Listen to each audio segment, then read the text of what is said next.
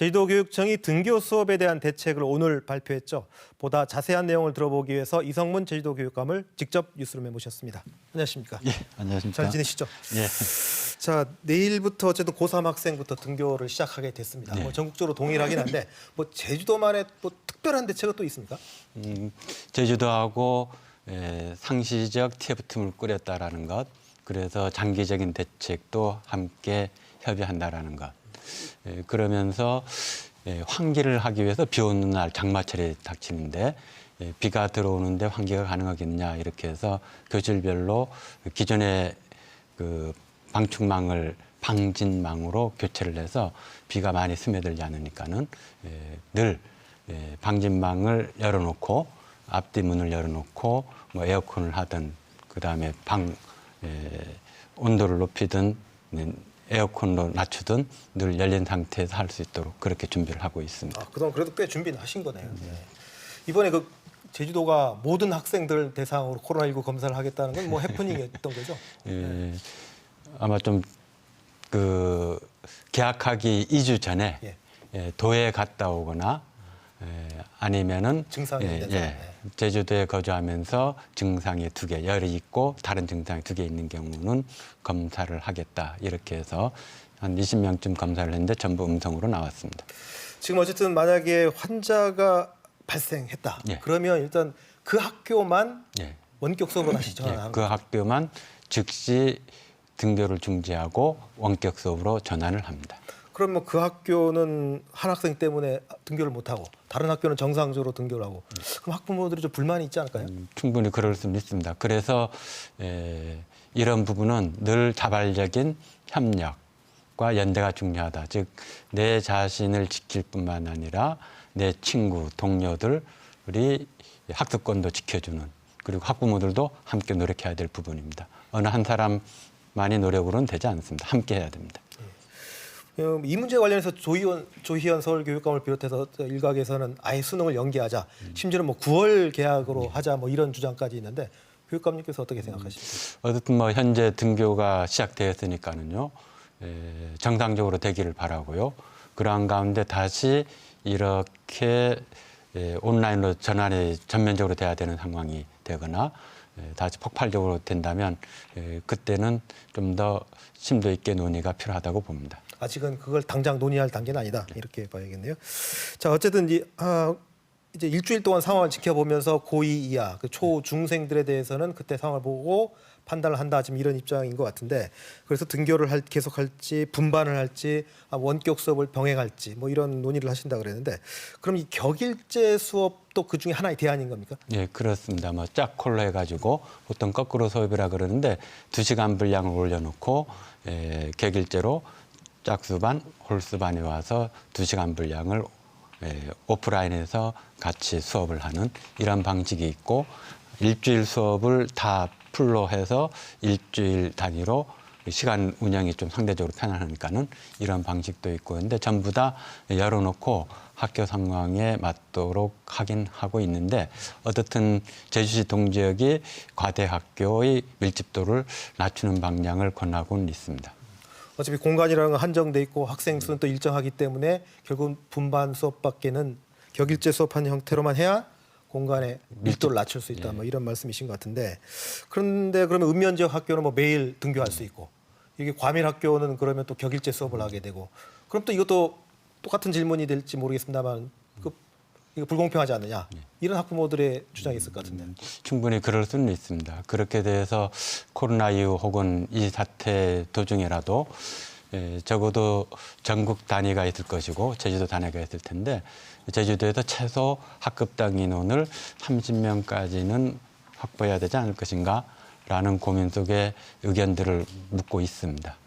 좀 장기적으로 본다면 20명, 25명 이 정도까지는 하지만 적어도 30명까지는 고민들을 해보자 이야기되고 있습니다. 그럼 그 결정은 어쨌든 학교장 재량에 일단 맡겨놓는 건가요? 아닙니다. 그 결정이 된다면 각 부서 그리고 학교의 상황들을 종합적으로 듣고 결정이 될 겁니다. 네. 그런데 원격 수업에 대한 이야기 좀 몇 가지만 나눠보죠. 특히 초등학생들의 학부모들의 불만이 큽니다. 이게 도대체 내가 학교가 아니는 것 같다 이런 불만들이 많은데 그렇습니다. 교육감이 뭐 어떻게 설명해 주시겠습니까?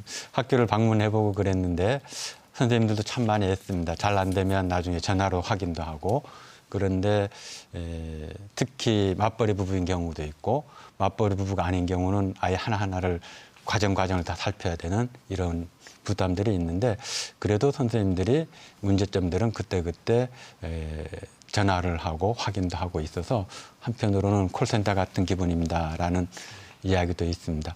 그래서 처음 걸어가는 부분은 길 아닙니까 이 길을. 그래서 전부 다 힘듭니다. 그런 가운데 그래도 대한민국이니까 이럴 수 있지 않는가. 그리고 우리가 함께 노력해서 우리 시민의식이 이렇게 그나마 다른 나라에 비해서 자연스럽게 소통하고 있고 등교 수업도 정상적으로 되고 있다라고 봅니다. 사실 지금 우리 이런 모든 대책을 논의하는 게 이게 모이지 말자, 최대한도 그렇습니다. 떨어뜨리자, 격리하자는 취지인데 사실 현실을 보면 지금도 밤 10시, 11시 학원가를 돌아보면 학생들이 다 학원 다니고 있거든요. 예, 상당히 이것도 난감한, 지금 이건 어떻게 해야 되는 거죠, 이거? 참 난감한 상황입니다. 그래서 도나 그리고 교육청에서 적어도 학원도 1m 이상 거리를 두고 환기를 시키고 이러한 그 생활 거리 두기를 실천할 수 있도록 지속적으로 지도하고 있고 앞으로도 지도해 나갈 방침입니다. 교육청의 인력이 크게 모자라겠습니다. 그 현장 방문해서 실태를 파악하려면. 쉽지는 않습니다만은 무작위적으로 방문을 하고 지도를 합니다. 특히 또 학생들이 집중적으로 모이는 시간, 점심 시간 아니겠습니까? 급식인데 이게 학교마다 시설들이 되게 다를 것 같거든요. 이게 학교별로 별도의 대책들을 어떻게 마련하고 계십니까? 학교 환경에 따라 좀 차이는 있지만 일차적으로 중간에 가림막을 둬서 침이 앞으로 튀지 않도록 하는 경우도 있고요. 그다음에 3명 앉았던 곳을 2명만 앉을 수 있도록 한다거나 지그재그로 앉게 하거나 그렇게 하고 또 1m씩 떨어져 있도록 하고 있어서 학교의 수업을 보통은 5분 정도를 단축할 수 있도록 재량권을 줬습니다. 그렇게 함으로써 점심시간을 충분히 확보하면서 밀집도를 낮추는 그러한 부분들은 이미 대책은 세워져 있습니다. 학생들이 좀 싫어할 질문일 것 같은데 좋아할 수도 있습니다. 시험 얘기인데 네. 뭐 중3, 고3 어차피 수험생이기 때문에 어쩔 수 없이 중간고사를 봐야 될 것 같고요. 그럼 나머지 학생들에 대한 시험은 그러면 이거 학교장 재량인가요? 어떻게 돼요? 학교장 재량입니다. 과거에도 이사 때 전에서도 학교에서 학교 단위에서 중간고사를 안 보는 학교들도 있었고요. 상황에 따라서 학교장 재량으로 정할 수 있습니다. 또 학부모들이 또 궁금해하는 질문입니다.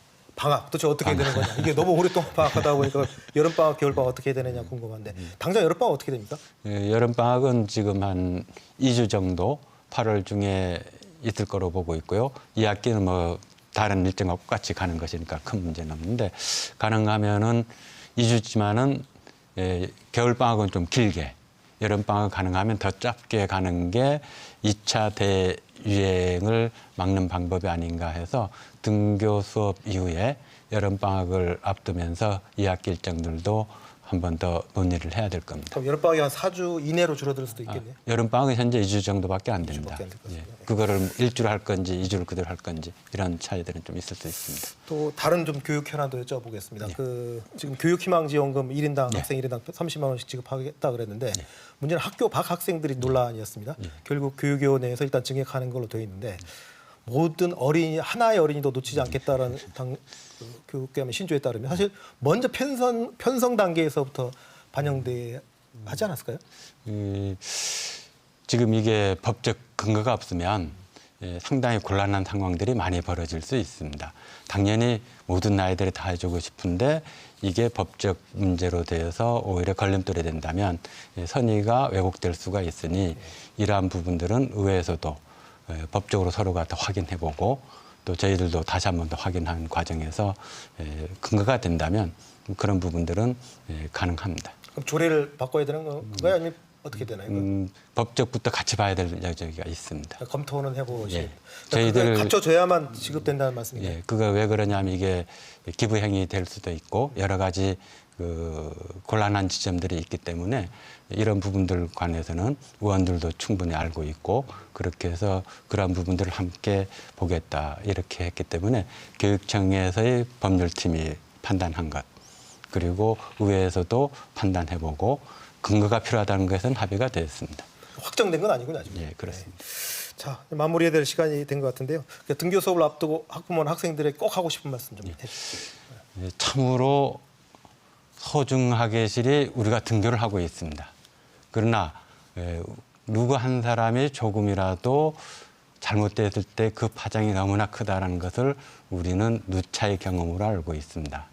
그러나 우리 시민의식 속에서 서로가 의지하면서 서로를 위해서 생활 속 거리두기 믿겠습니다. 그리고 함께해 주십시오. 아이들을 위해서 더 많이 노력하겠습니다. 네, 학생들의 안전한 교육 환경을 위해서 꼭 힘써 주시기 바라겠습니다. 예. 오늘 출연 감사합니다. 예, 고맙습니다.